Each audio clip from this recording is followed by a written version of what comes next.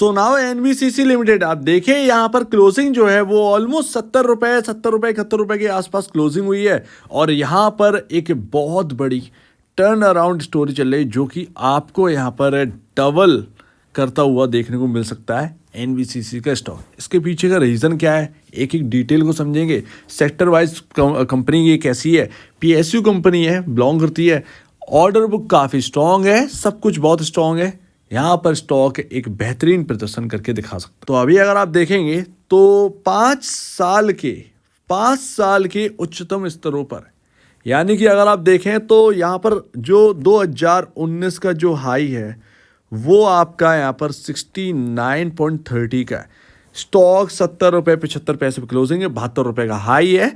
लेकिन अगर आप देखेंगे तो सबसे बेहतरीन बात यह है कि 69.30 के ऊपर निकला है और ये 5वीं साल है। 4 साल बाद आप कह सकते हैं ये 5वीं साल चल रही है। यहाँ पर आप टॉप क्रॉस कर गए हैं और इससे बढ़िया और कुछ नहीं है। ये बहुत ही इंपॉर्टेंट लेवल था। हो सकता था कि यहाँ पर रुकावट आती, इस स्टॉक के अंदर गिरावट आ सकती थी, लेकिन इस स्टॉक ने 69.30 को क्रॉस किया। अब ये क्या यहाँ पर डबल का चक्कर क्या है, क्योंकि यहाँ पर ना एक दिन में सब कुछ नहीं होता है, लेकिन अब आपने ये लेवल क्रॉस कर दिया। यहाँ पर ओपन हो गया है ओपन स्काई, सिंपल सी बात है, स्काई ओपन हो गया है और इसका जो टॉप है वो है 120 रुपये। तो मैटर ऑफ टाइम कहीं ना कहीं चार्ट पैटर्न जो है ना वो आपको ये संकेत कर रहा है कि स्टॉक जो है ना वो अच्छा प्रदर्शन दिखा सकता है। मैं ये नहीं कह रहा हूँ कि 120 ही चला जाए, पॉसिबल है कि यहाँ से जो है ना आपको 30 से 40% का रिटर्न स्टॉक डिलीवर कर दे, कोई बड़ी बात नहीं है। और अगर वो 30 से 40% डिलीवर करेगा, ऑलमोस्ट यहाँ पर जो है ना ऑलमोस्ट आप देखिएगा 100 रुपये के आसपास ये स्टॉक आ जाए और काफ़ी अंडर परफॉर्मेंस भी दिखाया है। अगर आप देखें ऑर्डर वो काफ़ी स्ट्रॉन्ग है और ये उन पीएसयूज़ में नहीं है जो कि अगर आप देखें, जैसे कि मैं ज़्यादातर पीएसयू के बारे में जब भी मैं कवर करता हूँ तो मैं हर बार यही बोलता हूँ कि पी रेशियो काफ़ी हाई हो गया है।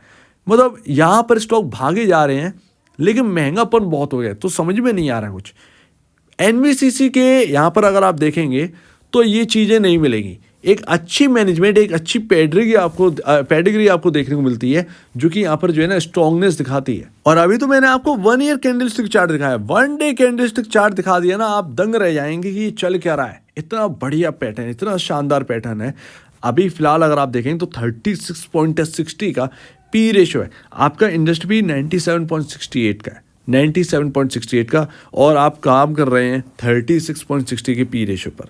आप एक प्रॉफिटेबल कंपनी है, ऐसा भी नहीं कि loss making company, profitable company, 1.93 का अर्निंग पर शेयर है। और इसके साथ साथ अब यहाँ पर आप देखेंगे तो ये अपने रियलिटी सेक्टर के अंदर सेकंड टॉप पर आती है नेट सेल के हिसाब से। डीएलएफ 5,654 करोड़। आप देखें माइक्रोटेक सबसे ज़्यादा highest 9,470 crore. Godrej properties 2,252 crore. Oberoi realty 4,152 crore. और यहाँ पर अगर आप एनबीसीसी देखेंगे तो 8,792 करोड़ का यहाँ पर जो है ना नेट सेल है 2023 मार्च का। ये सभी 2023 मार्च के, तो ये सेकेंड टॉप पर है ये कंपनी। तो ये आप बात समझिए कि वैल्यूएशन जो है ना इंक्रीज तो होंगे ही जब यहाँ पर जो है आप सेकेंड टॉप पर आते हैं। और यहाँ पर सबसे ज़्यादा जो एक वैल्यूएशन एंजॉय कर रहा है ना वो कर रहा है डीएलएफ लिमिटेड। लेकिन हाँ, प्रॉफिटेबिलिटी में ना ये काफ़ी पीछे है। जैसे कि डीएलएफ की नेट सेल बहुत कम है लेकिन 1152 करोड़ का यहाँ पर प्रॉफिट है। अगर आप देखें माइक्रोटेक डेवलपर सबसे टॉप पर आते हैं, 489 करोड़ का प्रॉफिट है। अगर आप देखें ओबरॉय रियल्टी तो 1904 करोड़ का प्रॉफिट। तो ये बड़ा ही डिफरेंट है, हर एक का एक अलग है। प्रॉब्लम ये है ना कि सबका ना एक जैसा काम नहीं, किसी का ज़मीन का काम है, किसी का कुछ और काम है, किसी ने एक स्मार्ट सिटी डेवलप कर दिया है तो कोई कुछ और कर रहा है, तो सबका अपना अलग अलग चल रहा है।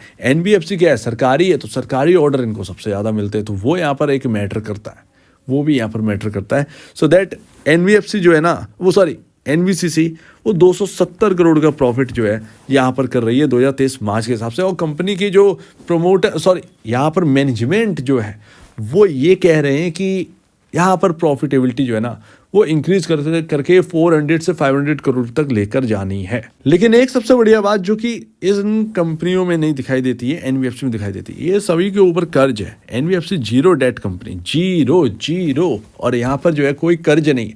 और वो पीएसयू का बेनिफिट तो है, लेकिन ऐसा नहीं है कि किसी भी पीएसयू पर कर्ज नहीं है, बहुत सारे पीएसयूज हैं जिनके ऊपर कर्ज ही कर्ज है। एंड लास्ट पी रेशो, अगर आप देखोगे तो सभी 71 पर काम कर रहा है आपका गोदरेज प्रॉपर्टीज, डीएलएफ 67, 198 पर आपका माइक्रोटेक डेवलपर, ओवरऑल रियल्टी एक लौता है जो कि 22 के पी पर वर्क कर रहा है। आप कर रहे हो 34 के, इनके कंपैरिजन तो आप काफ़ी लो वैल्यू पर काम कर रहे हैं, और जबकि ऑर्डर बुक काफ़ी स्ट्रॉन्ग है। ऑर्डर बुक कुछ ऐसे ही है, कुछ 50,000 करोड़ के ऊपर की ऑर्डर बुक है इनकी, तो ये एक मायने रखता है ना। और बड़ा एक अंडर परफॉर्मेंस जो है ना, वो एनबीसीसी के स्टॉक ने देख रखा है। कहाँ का लो लगा दिया था, इतनी बढ़िया कंपनी होने के बावजूद भी 19 रुपए का लो लगाया था कभी, बताइए। तो मेरे ख्याल से जिन्होंने भी खरीद कर रखा है, परफेक्ट पिक कहीं ना कहीं साबित हो सकती है, लेकिन लेवल टू लेवल चलेगा। भले ही कुछ भी हो जाए, कितना भी अच्छा क्यों ना हो जाए, चार्ट को तो भूलिएगा ही नहीं। अब ये देखिए यहाँ पर बन क्या रहा है, सबसे बेहतरीन पैटर्न 2019 के मिड से ये पैटर्न बनना स्टार्ट हुआ था, डब्लू पैटर्न। ये देखिए इतना लंबा टाइम 2019 से 2023 एंड होने आया है, अब जाकर ब्रेकआउट हुआ है इस स्टॉक के अंदर। इतना ह्यूज यहाँ पर जो है वो देखने मिला। तो सबसे इंपॉर्टेंट लेवल जो है ना वो 69 के सबसे पहले तो। दूसरा बहुत ही sharp important level W pattern का जो मिड है, क्योंकि डब्ल्यू पैटर्न में मिड पॉइंट यहाँ पर जो है ना बहुत ही इंपॉर्टेंट होता है। ये है आपका 60 रुपए पर, 60 रुपए 59 रुपए पर, ठीक है। तो स्टॉक के अंदर दो इंपॉर्टेंट लेवल हो चुके हैं, 69, दूसरा आपका 59। ये बहुत ही इंपॉर्टेंट लेवल है, सेकंड वाला तो बहुत ही इंपॉर्टेंट लेवल है। तो इस हिसाब से आपको चलना है। तो मेरे ख्याल से अगर कोई खरीदारी करे है, किसी ने 70 रुपए पर भी खरीद लिया है अगर, या किसी ने 72 पर भी खरीदा है, मेरे ख्याल से 69 के नीचे अगर आप शॉर्ट टर्म वाले हैं, 69 के नीचे का स्टॉप लॉस रखिए, सिंपल सी बात है। और चाहे लॉन्ग टर्म वाला हो चाहे शॉर्ट टर्म वाला हो, स्टॉप लॉस सबके पास होना चाहिए। अच्छा है, अच्छा है, अच्छा है, अच्छा है, ये सब एक अलग बात है, सिंपल सी बात है।